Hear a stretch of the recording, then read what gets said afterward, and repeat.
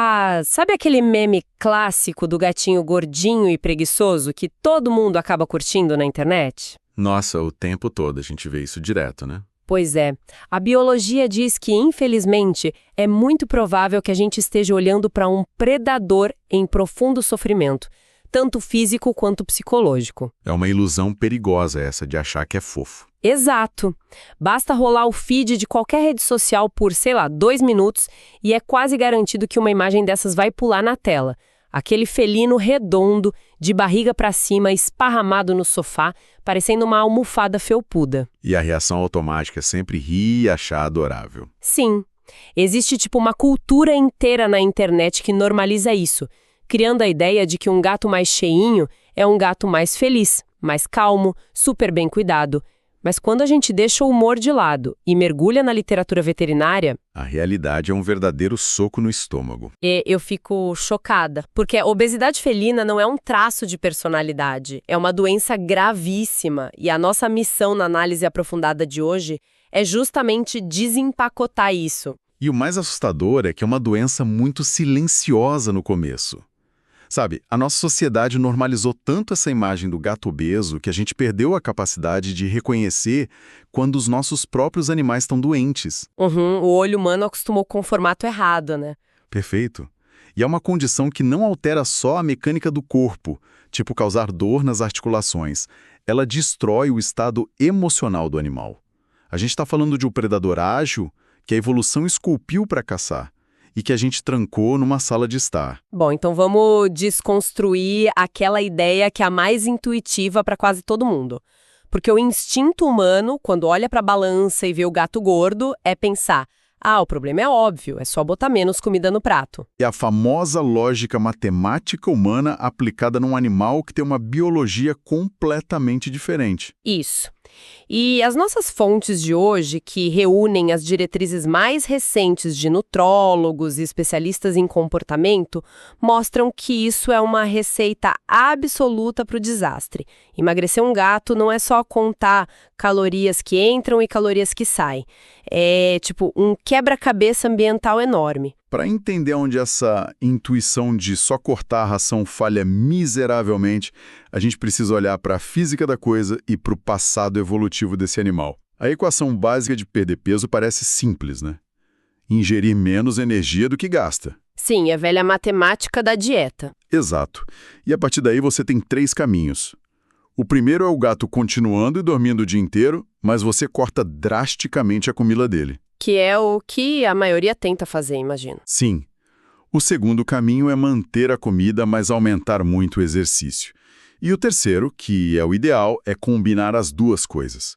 Reduzir de leve a ingestão e aumentar o gasto energético. É a encruzilhada clássica de qualquer dieta.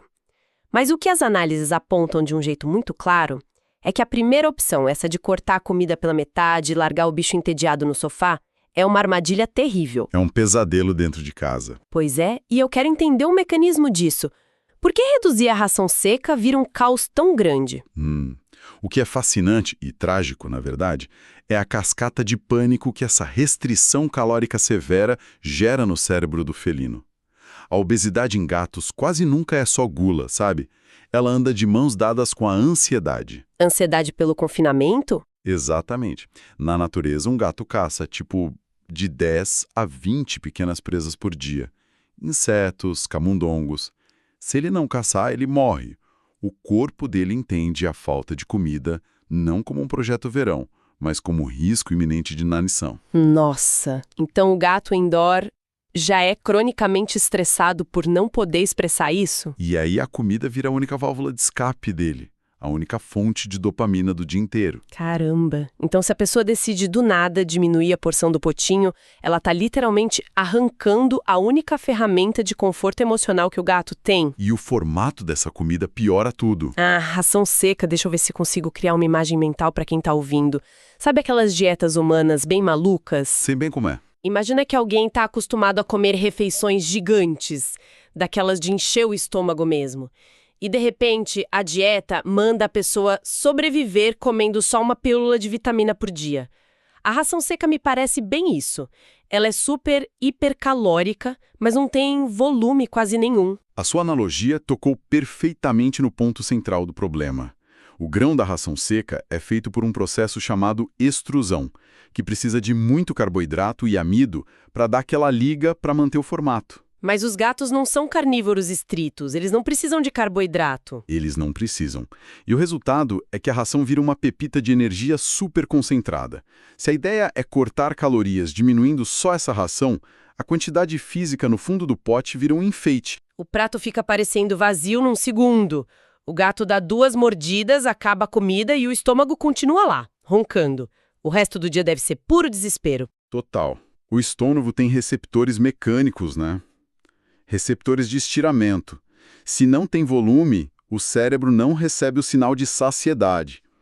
O gato vai literalmente passar uma fome aguda, e isso gera um estresse absurdo. Ou seja, a pessoa tenta curar a obesidade e acaba criando um problema psicológico gigante. Exato. O gato começa a vocalizar de madrugada, chora sem parar, ataca o tornozelo de quem passa. O ambiente da casa fica insustentável. O que me leva a pensar sobre a mentalidade que a gente precisa ter para resolver isso. Porque, convenhamos, não dá para ir pelo caminho mais fácil. Lidar com essa biologia exige muita estratégia, leitura de comportamento, análise, sabe? Sim, é preciso mapear a casa toda e aplicar um método de verdade. E, olhando para as tendências, é muito curioso notar que o perfil de quem gosta de gato, o famoso gateiro, geralmente é de pessoas muito analíticas. É um pessoal mais criativo, inteligente e super envolvido com leitura. O gateiro gosta de entender o porquê das coisas. Gosta de resolver quebra-cabeças. Exatamente. É uma mente focada que não aceita resposta rasa. E olha, esse perfil cognitivo combina perfeitamente com a jornada de quem passa horas estudando para concursos e provas de alto nível. A disciplina é basicamente a mesma. Total. Seja para passar no vestibular, encarar um concurso público, carreira militar, a prova da OAB ou a tão temida residência médica. E, inclusive, se você é estudante e quer se preparar de verdade, entra agora em medicabe.com.br, baixa o app e aproveita o maior banco de questões do Brasil com provas anteriores de todas as instituições, questões comentadas, resumos práticos, aulas completas e flashcards prontos para revisar onde quiser. Olha, e é exatamente com essa mesma mentalidade estratégica, de não buscar atalhos que no fim dão errado, que a gente precisa olhar para a rotina do felino em casa. Voltar para a prancheta e repensar o plano, né? Isso. Porque já vimos que não dá para simplesmente fechar a torneira das calorias sem enlouquecer o bicho. A única saída realista é a terceira via que comentei. Uma redução leve na comida, combinada com um aumento enorme no gasto de energia. Mas aí a gente esbarra num paredão, porque a gente está falando de um bicho que a evolução programou para conservar energia para dar aqueles tiros curtos de caça e que dorme tranquilamente umas 16 horas por dia. Esse é o desafio monumental. Como é que a gente convence essa criatura a levantar e malhar? Não dá para matricular o gato numa academia de crossfit, né? As fontes falam muito sobre um conceito de enriquecimento ambiental. Como que isso funciona na prática, dentro de um apartamento? Funciona transformando um ambiente estático e plano em um espaço dinâmico. O primeiro passo vital é a verticalização. A gente vive em 2 dimensões, caminhando pelo chão, certo? Certo. Mas os gatos mapeiam o território em 3 dimensões.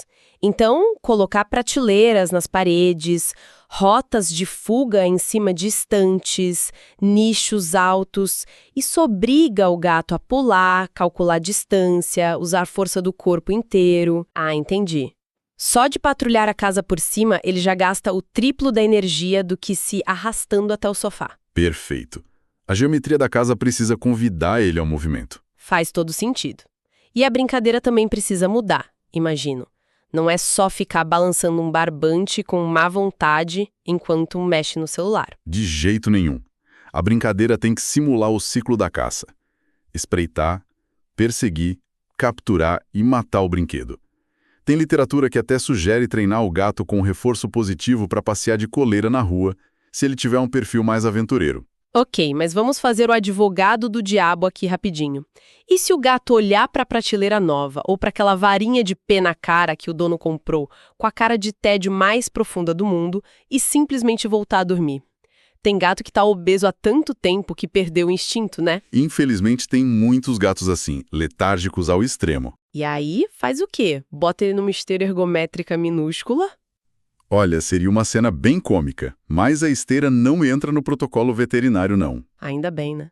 É nesse nível de apatia que a gente usa a arma mais eficiente e também a mais esquecida pelas pessoas: o enriquecimento alimentar. Se ele não quer brincar só por brincar, a gente ativa a motivação mais ancestral dele: a fome. Então, tira a comida fácil da jogada. O maior erro da vida moderna com os gatos é servir comida de graça. Esse pote sempre cheio é a pior invenção possível para a saúde deles. O alimento tem que ser conquistado. Então a casa vira tipo um simulador de savana. A comida não fica lá parada esperando. Ele tem que trabalhar por ela. Exatamente isso. A porção diária de ração tem que sair do pote. A gente coloca dentro daquelas bolinhas que o gato precisa rolar com a pata pela casa para cair um grãozinho de cada vez. Nossa, genial! Ou em tabuleiros de inteligência, onde ele usa a coordenação motora para pescar a ração. Ou até espalhar comida em potinhos escondidos em lugares altos. A regra é: ele acorda, tá com fome, mas não tem buffet livre. Ele precisa farejar, pensar e suar a camisa para comer. Gente, aqui é que a coisa fica realmente interessante. E olha, se o pessoal que está nos ouvindo está curtindo descobrir esses segredos da mente felina tanto quanto a gente, esse é o momento perfeito para curtir o áudio e se inscrever no canal para não perder as nossas próximas análises. Quando a gente entende os bastidores, tudo muda, né? Muda demais. Então, até agora, a gente já entendeu o que fazer na prática. Esconder a ração, forçar o movimento, verticalizar tudo. Mas vamos mergulhar mais fundo nas fontes agora. Vamos falar do porquê isso funciona. O que está acontecendo dentro do corpo desse gato quando ele caça a bolinha de ração? É aí que a biologia mostra a perfeição dela. Quando a gente junta o emagrecimento com a caça, a gente não está só queimando caloria. A gente está abrindo uma farmácia natural no cérebro dele. Uma farmácia natural? Como assim? Durante o esforço de caçar, manipular o brinquedo, o cérebro do felino libera uma tempestade de neurotransmissores, principalmente dopamina e endorfinas. Ah, a famosa química do bem-estar e da recompensa. Sim, isso acalma o sistema nervoso, dá prazer e reduz muito o cortisol, que é o hormônio do estresse. E isso ajuda a gente a ver a obesidade por um ângulo novo. A gordura não é só um peso morto na barriga. Não. Não. A ciência hoje sabe que a gordura é um tecido endócrino ativo.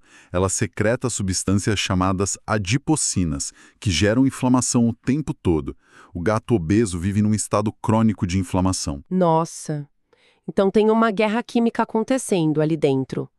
De um lado, a gordura agindo tipo uma glândula tóxica que causa dor e letargia. O que, claro, faz ele querer ficar mais deitado ainda. Uma bola de neve perfeita. E do outro lado do campo de batalha, quando você faz ele caçar a própria comida, o cérebro injeta dopamina para combater isso. A gente usa o instinto como remédio para a inflamação. Trata corpo e mente juntos. Sensacional. Mas, assim, para evitar que o gato entre em colapso de frustração no meio disso tudo, as fontes comentam sobre um truque nutricional bem inteligente. Uma ilusão de ótica para o estômago. Como é isso? É a tática da falsa saciedade. É vital para o sucesso do tratamento.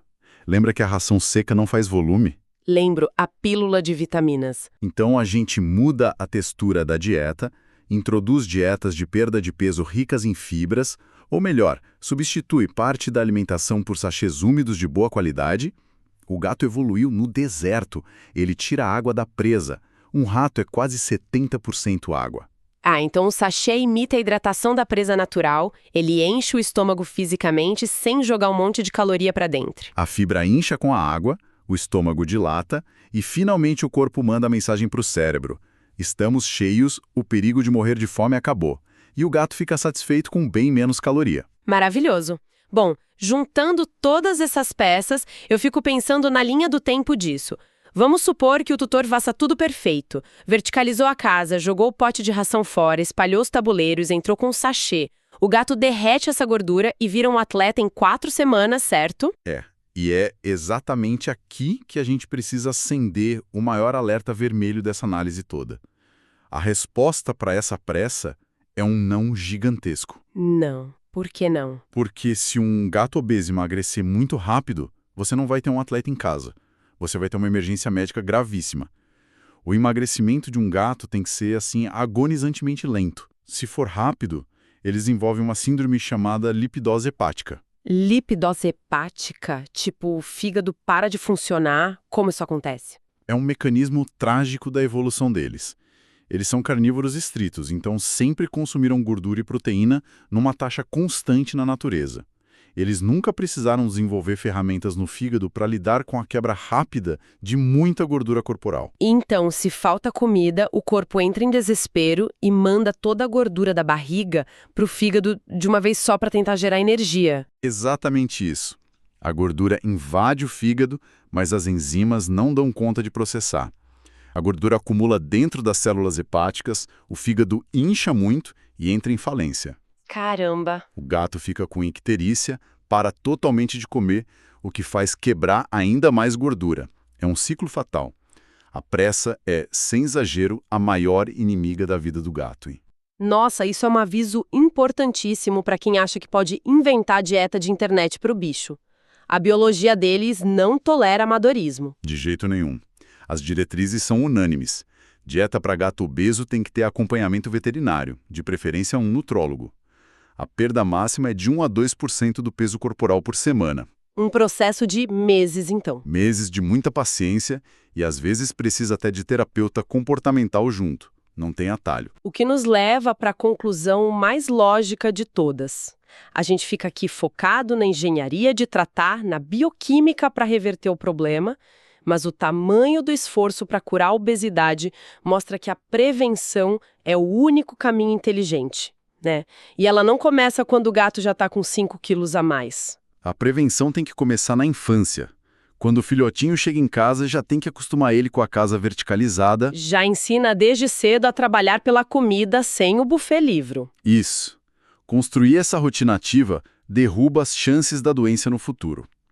Tratar o peso não é castigar o animal, é reeducar a casa inteira para respeitar o que ele é. Sabe, é muito revelador.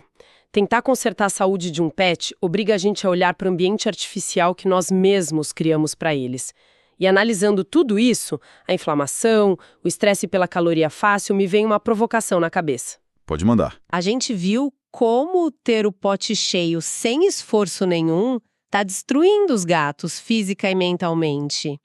Se a gente olhar no espelho para o nosso lado da moeda, será que a nossa cultura moderna, com tanto conforto, com os aplicativos de entrega de comida hipercalórica na porta de casa num clique, onde a gente não dá nem 2 passos para caçar nossa janta. exatamente, será que isso não está domesticando a nossa própria espécie de um jeito perigoso também? Fica aí a reflexão para o pessoal que está ouvindo. É uma comparação muito profunda. O nosso corpo humano também não foi feito para zero esforço e calorias infinitas. Nossas potes de ração virtuais também estão cobrando preço. Com certeza. Bom, chegamos ao final de mais uma investigação. Eu espero que esse mergulho na nutrição e na psicologia felina tenha virado aquela chave na cabeça de quem nos acompanhou. Aquela sensação de que as coisas finalmente fazem sentido, sabe? E que a gente consiga ver esses pequenos predadores com outros olhos. Queria agradecer muito pelas suas explicações brilhantes de hoje. Eu que agradeço. Foi um debate excelente. Informação de qualidade é sempre a melhor arma que a gente tem para cuidar de quem depende 100% da gente. Perfeito. Então, até o nosso próximo encontro, pessoal. Continuem curiosos, observem a rotina da casa, respeitem a natureza dos seus bichinhos e repensem o que significa cuidar de verdade. Um grande abraço e até a próxima.